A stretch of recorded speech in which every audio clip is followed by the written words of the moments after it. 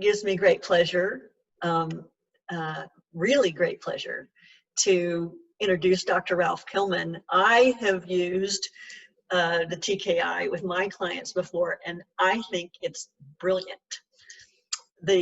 Dr. Ralph Kilmann is a senior consultant at Kilmann Diagnostics. He's created and produced Kilmann Diagnostics online courses and assessment tools on conflict management and change management and expanding consciousness and quantum transformation. He's published more than 20 books and 100 articles. He's co-author of more than 10 assessments, including the Thomas Kilmann Conflict Mode Instrument, better known as the TKI. So, welcome, Ralph. Thank you so much, Allison. It's such a pleasure to be here, especially on the topic of consciousness. That brings me out and willing to talk. Oftentimes, I don't do this as much anymore, but when you mentioned consciousness and conflict, you had me. Well, I'm so glad. I mean, I feel like the world can use more expansion of consciousness, maybe even now more than ever. So I'm so happy you agreed to talk with us today. My pleasure. So for those who don't know, please tell everybody, what is the TKI and how does it relate to consciousness? Okay, let me share my screen. Please do. And that way I can show some slides. And just to make sure everyone is on the same page. And if you can see what's here, essentially we have in the center this conflict model, which is known as the TKI conflict model.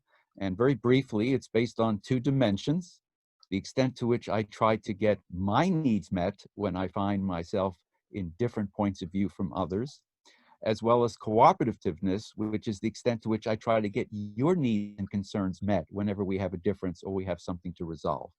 And that results in these 5 conflict handling modes. And people develop habits. They tend to use some too much, others not enough. When they take the TKI, they learn which ones they're using too much and too little, so they can make adjustments. And they can learn how to read the situation so they can choose the mode that is more likely to satisfy their needs and someone else's needs. Now, in all the years I've worked with the TKI, it was all about interpersonal conflict, intergroup conflict, interdepartmental conflict, the conflict out there.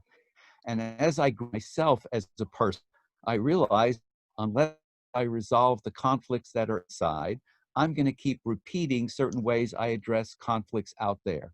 In fact, I've come to the position that how I manage my conflicts internally says everything about how I manage my conflicts externally.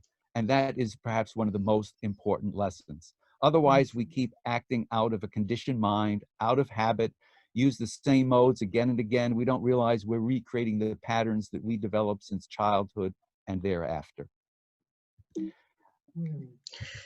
Yeah. In addition, here is these are 3 dimensions that add a lot of depth to the conflict model. Just very briefly, the protective dimension is often when you're trying to avoid things for the wrong reasons. It's important to both people, but you don't want to talk about it, so you remove yourself from the situation.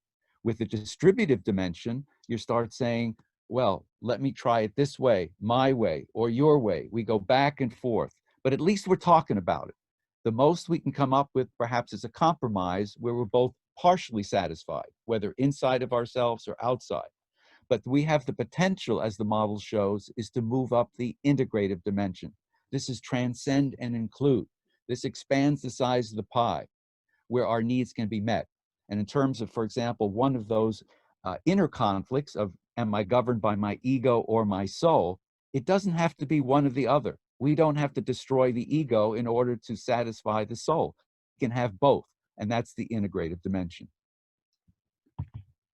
Now here I should mention this, that the entire model collapses when people are under high stress.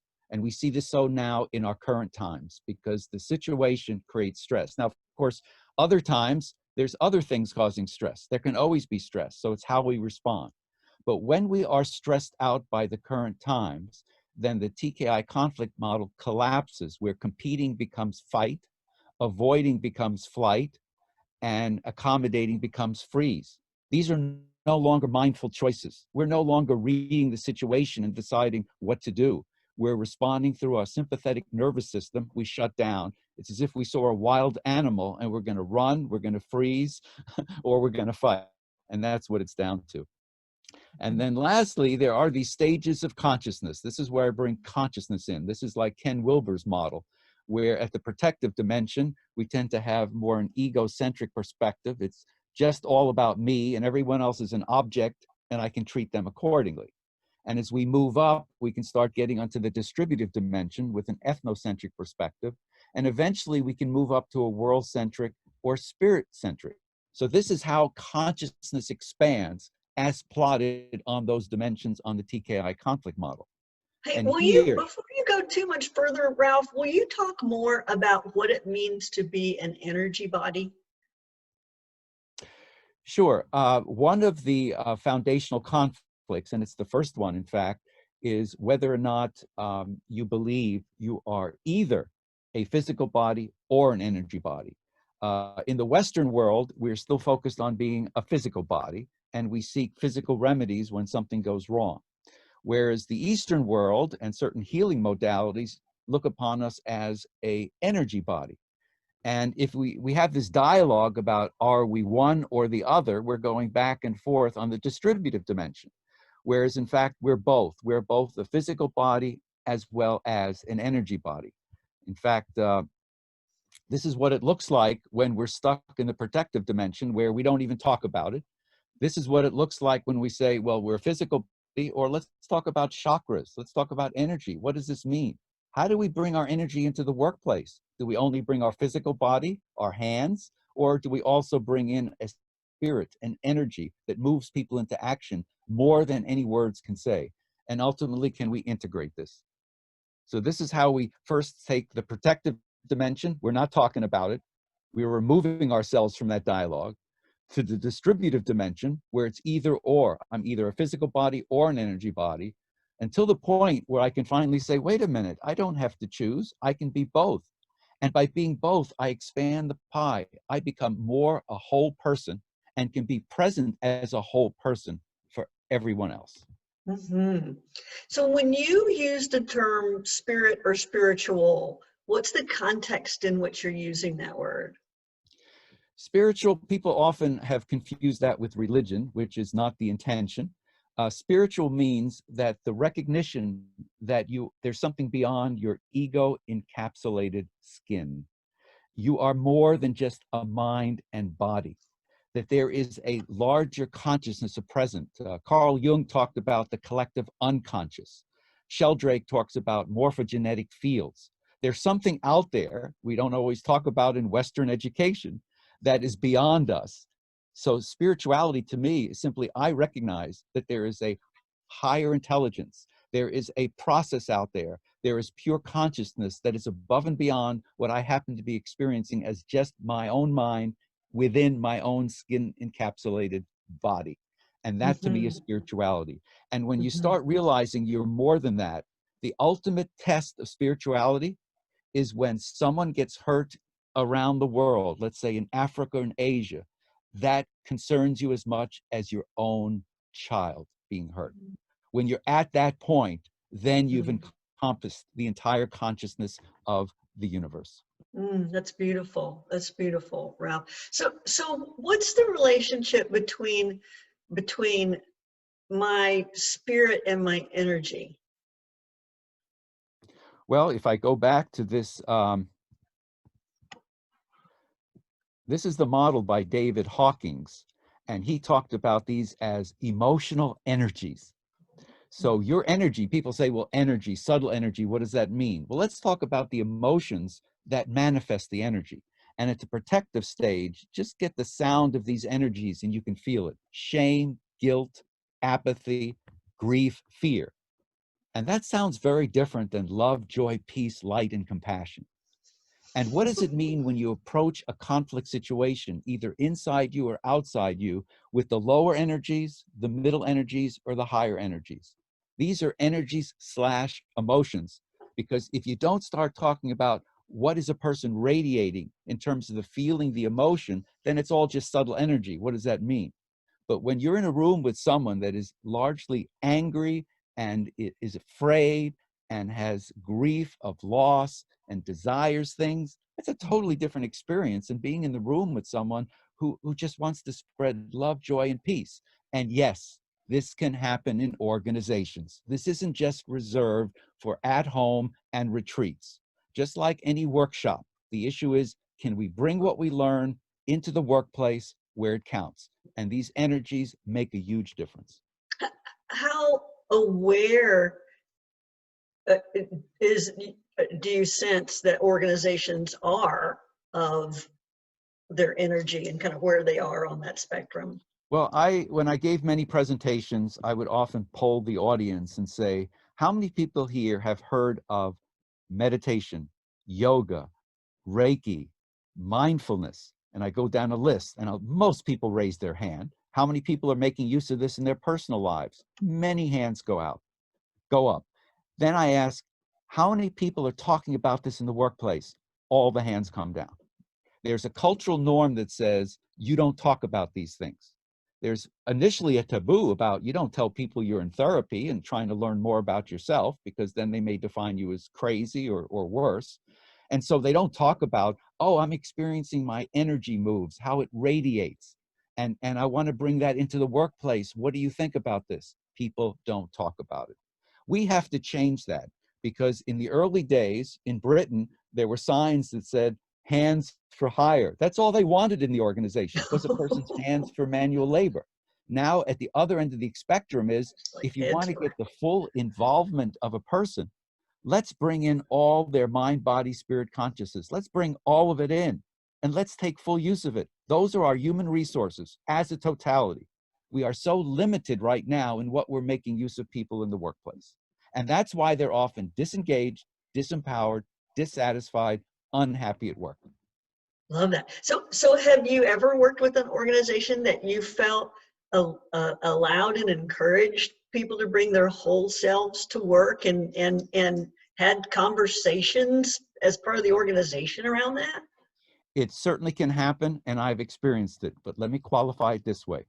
When I work with organizations on quantum transformation, they go through a series of 8 tracks.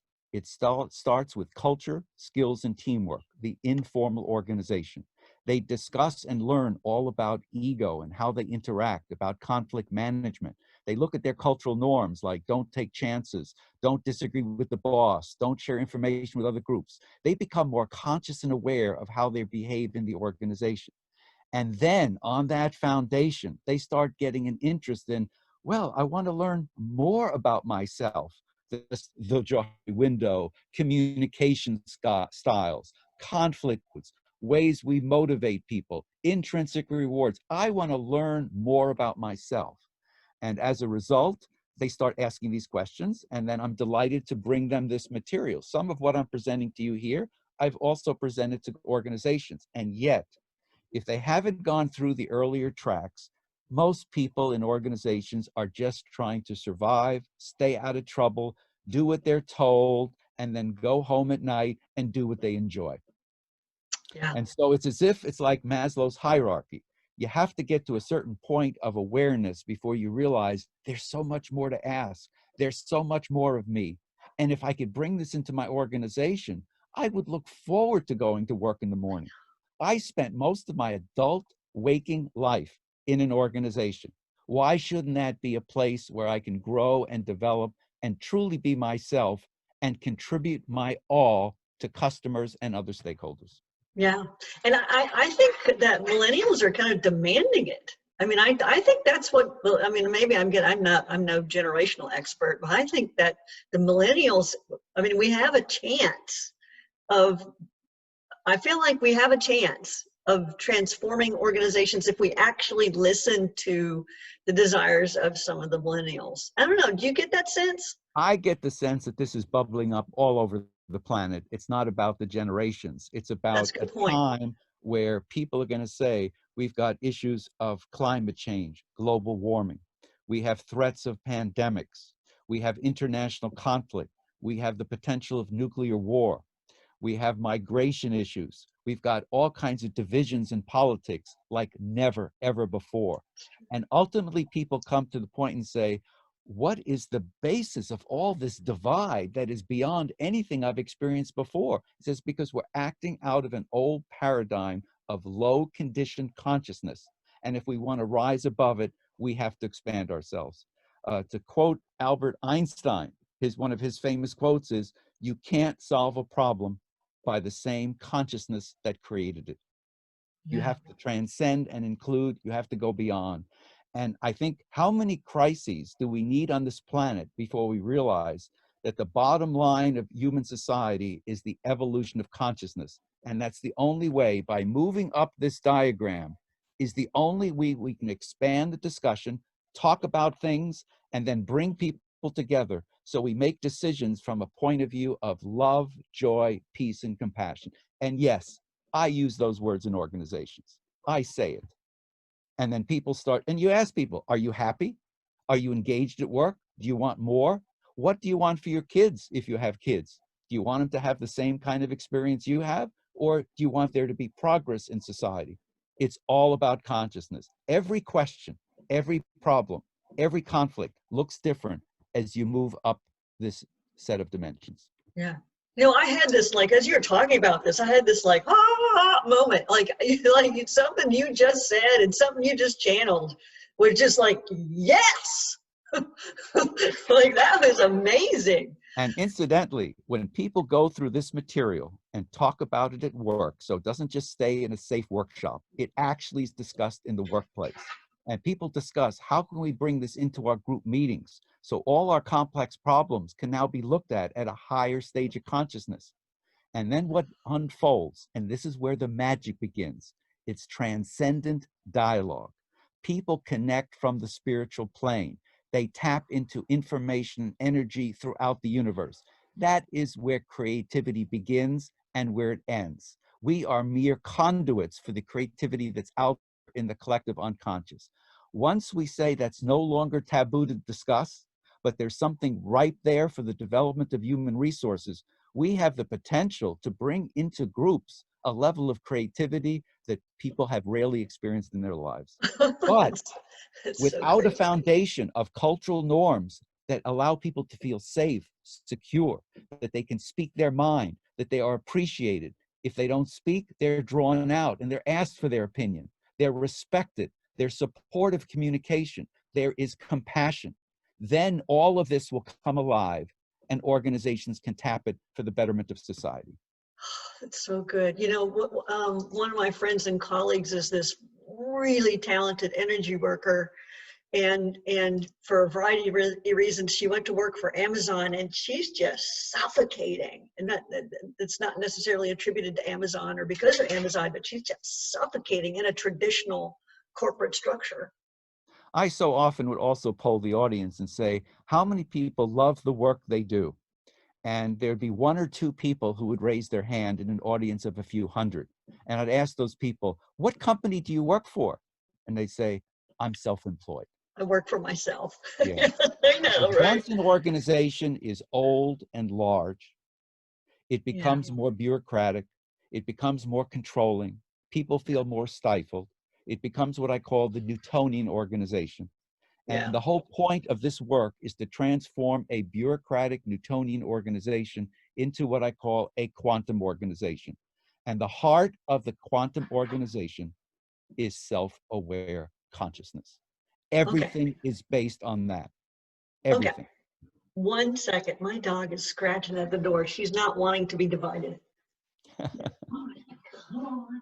You're so much trouble. Sorry about that. Okay.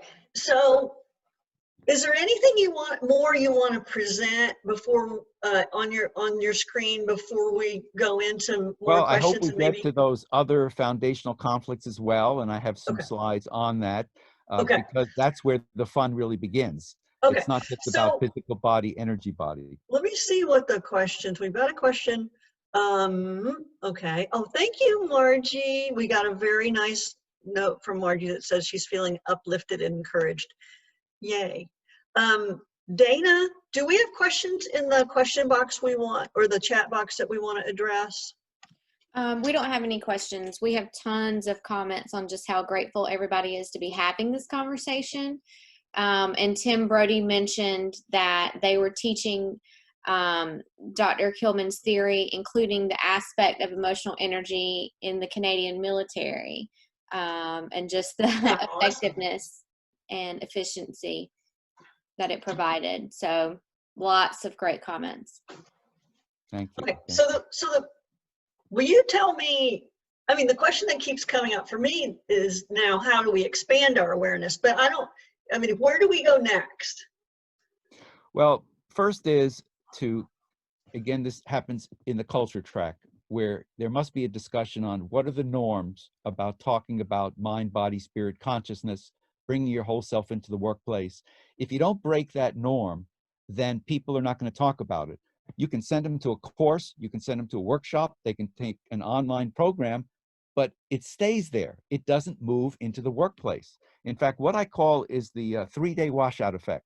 For most trainings, after 3 days, it's as if it never took place, because the boss says, get back to work. Yeah. So we have to, in the culture track, have discussions to legitimatize this discussion on this topic, and to talk about what is human resources, if not bringing the whole person to be engaged, fully employed, to contribute everything into this organization with joy, with love. And when the employees can do that with one another, the customers feel it. Everybody feels it. It spreads. It's contagious. It radiates. That's the energy. If you see the waves here, they radiate. Do you want to radiate the dark energies, or do you want to radiate the light, the bright energies? That's your choice. But if you don't discuss that in the culture track, you have what is called the unconscious conspiracy. And the unconscious conspiracy is, I won't talk about it if you don't talk about it. Let's leave it alone. And we go about our business, but only 5% or 10% of us is really present and available to the organization. So that's why, again, I start with the culture track. It has to be discussed in the organization. And then there's the role of leadership. What does senior management say and do about this? If senior management realizes that this is the way to the future by making full use of all the energy, wisdom, and talent in the organization, they have to set the example. And every successful change program that's system-wide has to be led by the top.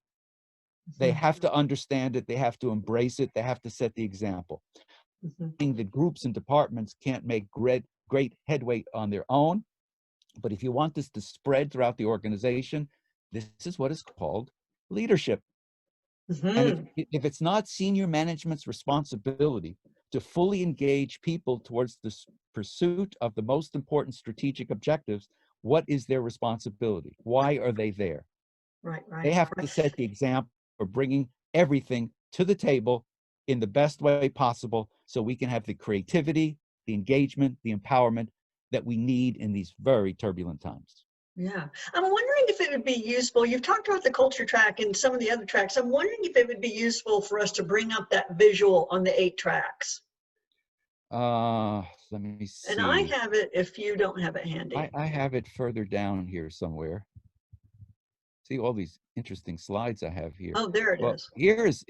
Here's one. You can see the radiating energy is as we move out from the hub to the spokes, we're making use of these tracks. Now, the first 3 tracks, culture, skills, and team, that I call the quantum infrastructure, the behavioral infrastructure. That's the informal organization. And here's the commandment. The commandment is, don't even try to change strategy, structure, reward system, or processes if you don't have an infrastructure that allows for an open conversation, a candid conversation within groups, across groups, cooperation, teamwork. Otherwise, you can change strategy, structure all you want. People continue doing whatever they want to do, how they always used to do it. So you have to implement the first 3 tracks, which is also the invisible organization. And once we have that infrastructure, then we'll say, where are we headed? How we organize to get there? How can we improve upon that? How can we disseminate that and operationalize that into every group and job in the organization? How do we put the reward system behind it? Many times there's changes in strategy structure and the reward system stays the same. If it's important, we have to recognize it, appraise it, and reward it. And once we have the informal, these are the informal systems, and the formal systems aligned, then we can say, how do we improve the speed and quality of all the processes that flow within and across all the formal and informal systems. Gradual process is how the process takes place within groups. This is some of the old material on quality management, which got tossed out because organizations tried to jump here and they never did the earlier work. And then radical process is the processes that flow across the boundaries, the business processes, management processes, to bring qualities of services and products directly to the end customer. And learning process. What did we do? How did we do it? How can we do it in half the time next time? Are we learning? Are we doing it better and faster every time? It took us 3 years to implement the last strategic change. Can we do it now in 6 months? That's learning. But again, the sequence is the commandment, because you could take every quick fix, every change initiative, and put it somewhere in this model and then show if certain things didn't take place before, it won't be successful. If certain things don't take place after, it won't be sustained. It took me 50 years to learn this. I just say, well, it's taken me a while to get it. So what's happening inside these tracks that is expanding consciousness? Okay. Basically is with culture, skills, and teamwork, people become more aware of the unwritten cultural rules that have dominated their behavior. Sometimes people come into an organization and see behavior and say, I will never do that. You'll never catch me doing that. They're doing it within 6 months because that's the way we do things here. We put one another down. If you want to be part of this executive team, you better learn how to do that. And so they become more aware of the cultural norms as well as the sanctioning systems, how those cultural norms get reinforced. It's like an informal reward system. On the skills track, they learn about assumptions. What assumptions are we making that we never surfaced? Many of our assumptions were rooted in the past, 10, 20, 30 years ago. They're false. The world has changed. We're still acting as though human nature is the same, companies are the same, the environment is the same, competition is the same, the industry is the same. What if all that's changed? So we have to surface and revise our assumptions. That is awareness. Think about the assumptions you make about yourself, limiting beliefs. You don't surface it, you stay on the protective dimension. Once you have the dialogue, you move up to the distributive dimension and you say either this or that. And then finally, you can move up the integrative dimension and you can say, let's all share the assumptions and let's agree upon the assumptions and let's make our decisions on that. Team track. How do we work together as a group? What is the group process? How do we get the most work out of each person in the most dignified, respectful manner? Let's talk about it. Many times this isn't discussed. Even if it's done in a workshop, it's not done in the workplace. We have to move back and forth between the two so we don't get that 3-day washout effect. So those first 3 tracks, I can't emphasize again how vital they are. And that's where you bring in the discussions of consciousness, mind, body, spirit modalities to augment the awareness of people. So when they are then ready to look at the validity and the alignment of their formal systems, strategy, structure, and wards, you can bring people together from all over the company. They'll have an open dialogue. They trust one another. They share. They take chances. They're creative. And then they realize before those first 3 tracks, no wonder we kept having the same conversations and got nowhere. And you have to put the reward system behind it. It matters. So many times there's changes, but we keep the same reward system. Yeah. So what I'm hearing in those first 3 tracks is this is my language, is like you're making the invisible visible. All these assumptions, all these ways we treat each other, the norms, like you're making that invisible visible. Absolutely. And in fact, I have people write out, once they surface their current norms, which is don't disagree with the boss, don't make waves, don't rock the boat, don't do this, don't do that, this is how you survive here. We say, let's make the norms that say, if we wanted to do our very best for ourselves, for our customers, what should those new norms be? Take chances, share your ideas, take risks, say it nicely, but bring it out into the open so it's available for everyone for decisions. And they make this list. And the difference between the actual norms and the desired norms is the culture gap. and then they learn how to close the culture gap so that the actual culture becomes the desired culture. And we do that in each one of the tracks. It's this gap between this is what it is, this is what we need it to be, how do we close the gap? Love And they get that. tools how to do this.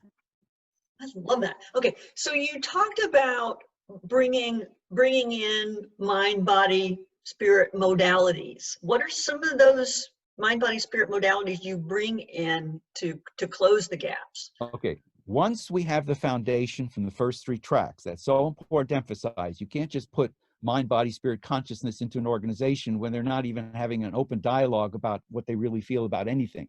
So you have to have a foundation. And then when there's this eager more, it usually starts with different forms of meditation, yoga, putting something together as a group. It can start simple. They talk about what they've learned about themselves in other settings. Maybe they've learned something about their patterns in life and how they tend to react. I've even had discussions about the nature of their dysfunctional families and how they're inclined to act the same way with the people in front of them now in the organization. And they finally realize, do you mean that this organization is so bureaucratic and dysfunctional because it's a manifestation of our early childhood traumas that never got resolved? And I said, now everyone's projecting their old unresolved stuff on everyone in front of them. It's a wonder that anything gets done in an organization. It's so true. That's It's one so of the true. foundational conflicts, is resolving your primal relationships. But it's the fourth one, because we have to do the first three well before anyone's ready to really have the conversation about my primal relationships. But So, I have to so you emphasize do have those totality. conversations though, in like you have those conversations in organizational settings? Absolutely. But again, the important caveat, you have to make significant progress with the first three tracks before people feel safe enough and willing enough to be candor, honest, and forthcoming about anything, let alone consciousness. If they're not about their concerns about a certain business decision, believe me, they're not going to talk about meditation. They're not going to talk about yoga. They're not going to talk about body consciousness. They're not going to talk about collecting with the unconsciousness out in the world and the unconscious in the universe. They're not. You got to start in the beginning. But on the right foundation, what unfolds, you can't stop it once it starts. You can't stop it. When people realize what they can learn and what they can bring, it's like a fire hydrant. It's like it just gushes out. Love But that. I love that. before then, it's controlled, it's maintained, it's conditioned. People are taught, we only want you for this. Leave everything else at home. Yeah. Okay. So I think we got some questions. Let's see what we've got here, and then we'll go to Dana too. So there's a question being asked about how, and I've read this book too, but I don't remember it much. You do remember back in the day, there was a book called Celestine Prophecy? The question's being asked, is this theory similar to that one? Okay, it's been a long time for me too. I've read so many books, and I'll tell you something, after a while, they all overlap. It's so Once, true, maybe what, because it's true. yeah, well, because, I mean, there's examples of civilizations, like there's pyramids in Egypt, and there are pyramids with the Incas and the Mayas, and they never communicated. There's something in the cloud of unconscious. And Rupert Sheldrake's theory of morphogenetic fields, if a rat learns to run a maze in England and does it fast, that makes it easier for all of us in the universe to run the same, because it's a group soul. They've Wow. tested this. They have tested this. And basically is when some learn something, it spreads. It spreads. It's contagious. That's crazy. That's crazy. But Okay. the question is leadership ready to unleash the huge amount of hidden, controlled consciousness that they have kept in their organization? Because then leadership has to be ready to really hear and listen to what other people have to say. And They why have to be wouldn't less they be? concerned about power and more concerned Oh, about serving the customer. I got it. And what would keep them would be being wrapped up into power versus. There's experiential exercises with large groups of people, and where you play these games and people exchange chips, and the winner gets to make the rules, And always in these power games, the people on top who've won it, the first rule they make is no one can change their position. They will always be in control. That's the first decision they usually make. Wow. So if we're not ready to break that whole notion of control and keeping people down, and of course, when you keep someone else down, you're keeping yourself down as well, because part of you has to be down there with the person. So Yeah. if people want to unleash what is potential for the human race, there has to be the leadership, a critical mass of people to say, let's explore this, because yes, we want to improve, we want to be better, and I want to become a better person. I want to become a whole person. I want all of me to show up at work. How do I do that? Yeah. Yeah. Rather Okay. than saying I can only get fulfilled through hobbies or if I'm self-employed. Yeah. Right. Okay, Dana, we've got a lot, I think, in the chat box. What are you seeing?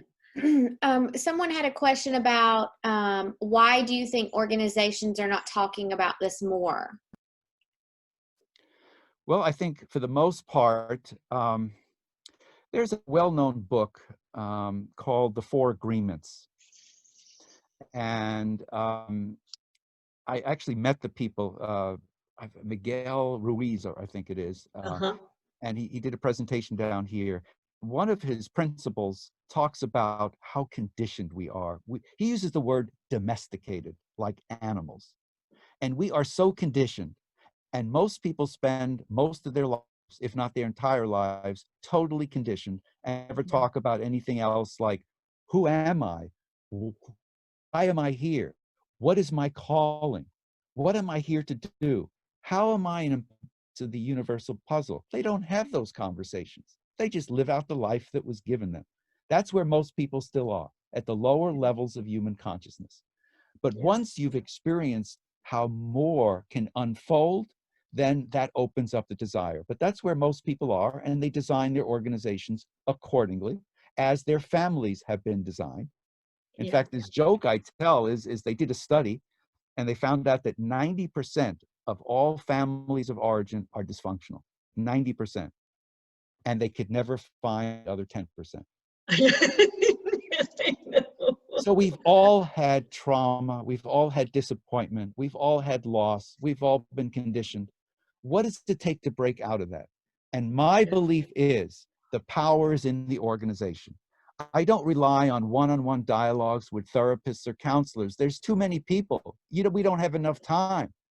It's through organizations and institutions where you can reach hundreds, thousands, and millions of people by changing the culture, the skills, and the teamwork to be able to bring this about. So I put the burden on organized effort. That is the future of humanity, how we manage and take care of our organizations. Mm-hmm. I so believe that too. I believe that work is the gift we give each other to become a full expression of ourselves. Like Absolutely. it has that potential. In fact, Darwin's work on the evolution of the species is all about the physical body, and that no longer applies to the human being. Our evolution, we take care of people who are weaker, who need help. What is evolution for the human species? It's technology, it's culture, it's organizations, it's organized activity. Everything takes place with organizations. It's true. So we better take good care of them. Yeah. Yeah. Okay, so we got a request. People are super interested in your material. We got a request to go back over the slides you skipped. Would that be useful? I can do that, but let me just say that just so people are aware, and I know you've given people resources, you'll be giving them more, but on my website, and I know you'll say this later, I have all kinds of articles, blogs, and online courses and assessment tools that cover all of this. In fact, these slides come from a 6-hour online course called Expanding Consciousness. And that's when I can go into detail. It's hard in 1 hour to give you all the detail, but I can go over it briefly if you like. Well, one of the things that we're getting a request for too, and I know I would like to hear you talk about it, is the four foundational inner conflicts.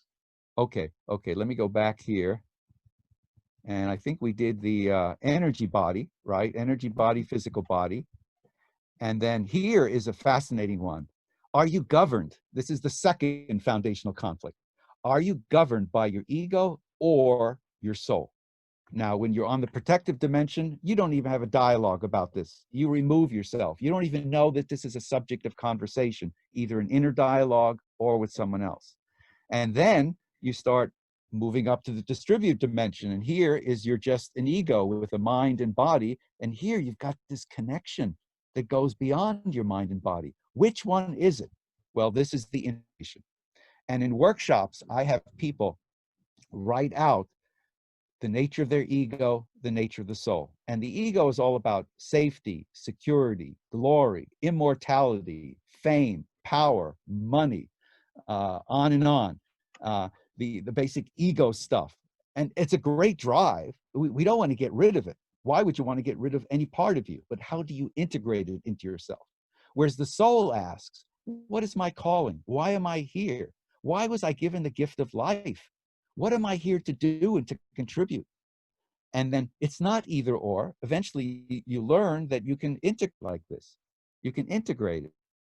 And then people can find my ego and soul can be on the same page. And let me forewarn some of the Eastern theology, other extreme, and say you got to kill the ego, destroy the ego. The ego is the root of all evil. Part of you is evil or bad. It's a question of what and how you combine it with other things. Or as Wilbur would say, it's transcend and include, transcend and include. We're not getting rid of anything. Yeah. And then the So next, this is, yeah.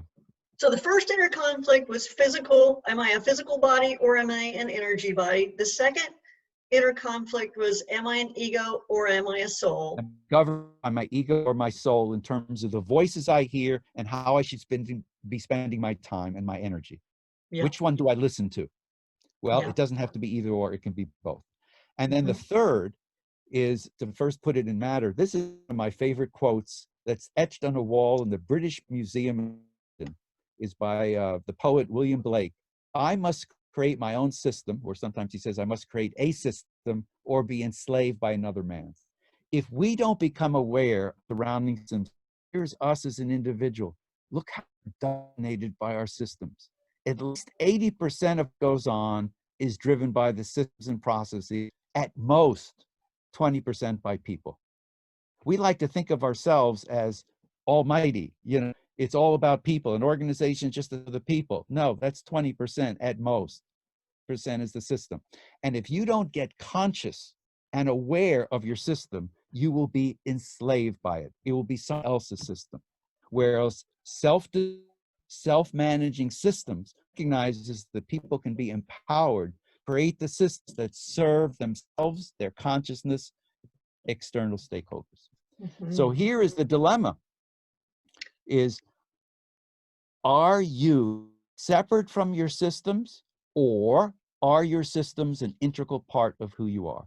So often we've been conditioned to see of our systems as outside of us. It's someone else's job. It's someone else's business. There's me, my skin encapsulated body, and then there's this outside stuff that conditions me and controls me.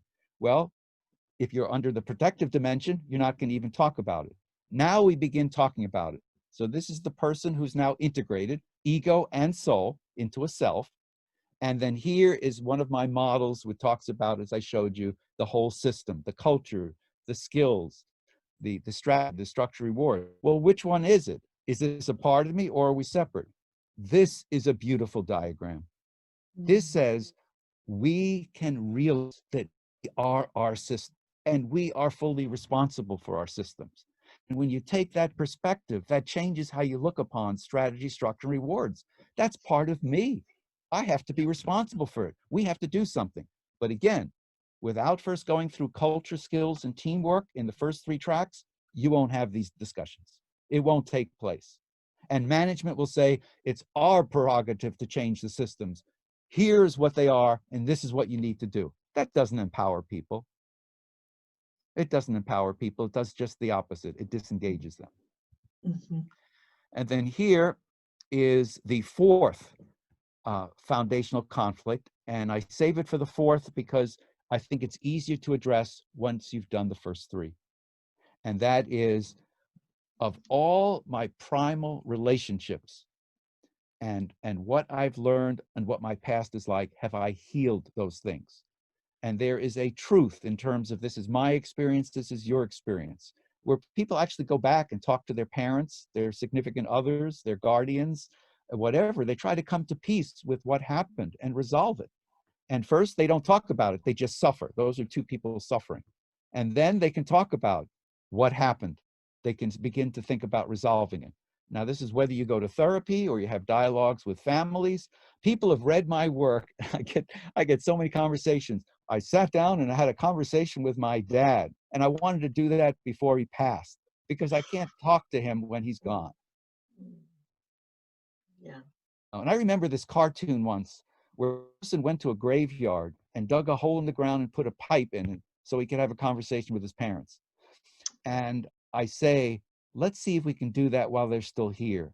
There's so much you can learn in a therapy session, but if you can have a dialogue with the actual people in a loving, compassionate way, everybody learns, everyone benefits. But yes, it requires the culture that we can talk about these things. We have to have candor. But eventually we join together and we resolve it. Yeah. And I can tell you this, one of my social science backgrounds is psychology, so I'm partial to appreciating trauma. Everyone's had trauma. The only question is, what do you do with it? Do you turn it into a gift or do you become bitter? Those are really the two options. Do you rise above it or does it bring you down? And you have the capacity, everyone. In fact, if you see the biographies and autobiographies of some of the famous people, it's their gift is always based on trauma. But they didn't succumb to it. They didn't surrender. They went beyond it and they turned it into a gift that they gave to others. That is something that everybody can do. Yeah. It's a shared experience. We've all been traumatized. Now, what do we do with it? And believe me, there's people I hear from and I said, oh, your trauma is 10 times worse than anything I experienced. And yet sometimes they've made that into a bigger gift than I have. Yeah. It's not the size of the trauma. It's simply, what am I going to do with those early experiences? And once they're resolved and I'm at peace with it, then my energy can be present in the moment. Then I can be face to face with someone and be present. I can be like Mr. Roger. I know, my hero. I can be fully available in the moment, and the only one I see is you, and you feel it. And that moves you differently than if my mind is distracted because I'm still unresolved. So I'm really not dealing with the present you. I'm dealing with a projection of me that never got resolved. What a different conversation. So different. Okay, so we're coming down to our last few minutes here together. We'll be going to Dana for questions. So final questions, put them in the chat box or put them in the Q&A box. We got a question from Nick that goes back to your talking about how the need, the need at the top for control keeps some of this from being unleashed. Like Right up what, or power. What have you found that convinces executives to give up some control, to give up some power, to unleash this consciousness? In all the projects I have been involved with the 8 tracks and companies, it has always taken what I call an enlightened executive. He's been through the mill with trying to improve the organization. He's frustrated. He or she has taken one quick fix or another. They've gone through the year of employee. They've gone through empowerment. They've gone through team building. They've gone through strategy changes, on and on, participative management, you name it, they've done it, and it's not working. Same old conversations, same old problems. You could get rid of people. 6 months later, the same conversation takes place because it's not about the people. It's about the system. And until you can change the system, this conversations and problems will never get resolved. So I think I'm hearing you say, find a champion. Yeah, and then you need the critical mass. You need a critical mass. In fact, I remember working for one company in Europe where we were doing the 8 tracks. Everything got translated. This was in Spain, and I have a little video clip on this. And basically, I don't know if I shared this story, but the directors were all complaining, we can't afford this, we can't do it, too much time, too much energy, it's not guaranteed. And the CEO nodded his head and he said, I hear you. What you're telling me is we have to go forward no matter what. And they looked at each other and they said, that's what we said. We said we have to stop. He said, we have to go forward. That's what I hear you're saying, and that's what we're going to do. He the clout, but it takes strong leadership. A critical mass is better when you have a whole senior team who says, we're going to do our best. We're going to learn and grow, and we're going to bring this to people, our organization, and throughout the world. Because a quantum organization first foremost, and that's shown on the bottom here. This is the transformation on this. The quantum organization is rooted in self-aware consciousness. We're all in this together, and we're going to work together, and we're going to be fully human, not going to be one step beyond the animal kingdom. We can be more aware, engaged, involved, and we can have conversations and be creative in ways that we never even dreamed of. Fun to try that. What would that be like? And if that works, what would it be like to give that to our children? And in some of my books, say how we have to redesign our educational system, our healthcare system, governments, and workplaces to encourage the expansion of consciousness. That is the future of the human race. And until you do that, you can't address climate change, nuclear war, energy, water, and plastic ocean, because the consciousness will not have that dialogue. It's all about another level of consciousness to these human problems and planetary problems. Dana, what are you seeing? There was a lot of questions and comments about resources.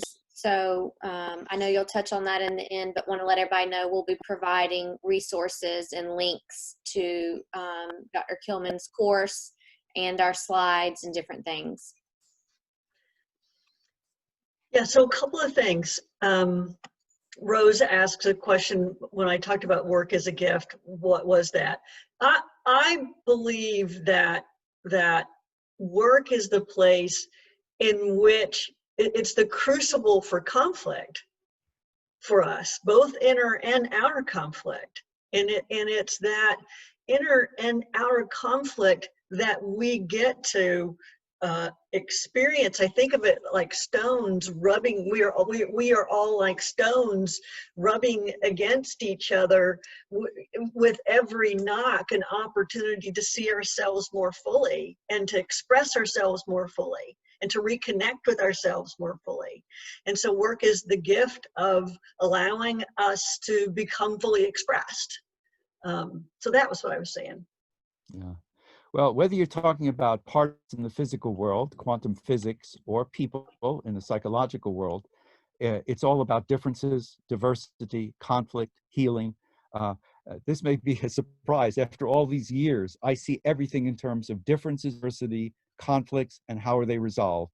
Do we talk about them? Is it either or? Can we transcend it? Can we grow from this? Can we go beyond it? And I see that in everything. Organizations, neighborhoods, community, the supermarket, inside us, outside us, it's all over. That is the nature of the universe. And in fact, quantum physicists, if they find one particle, they know they're going to find an anti-particle to that, which are in tension, and create another particle. That's how it works. It's also called dialectics in action, where there's always this dialectic, this or that, this or that. And from that grows everything. Yeah.